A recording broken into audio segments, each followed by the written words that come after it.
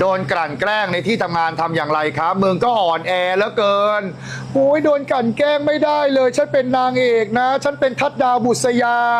เธอจะมารังแกฉันไม่ได้โอ้ยอย่าทำอย่าทำโอ้ยอย่าทำฉันนะฉันอ่อนแอดัดจริตแหมโดนกลั่นแกล้งในที่ทำงานชีวิตมึงเอาเปรียบคนมาตั้งมากมายชีวิตมึงข่มขี่ผัวมึงก็มาตั้งหลายครั้งแต่ถ้ามาทีนี้โดนที่ทำงานรังแกโอ้ยทุสู้ไม่ได้เลย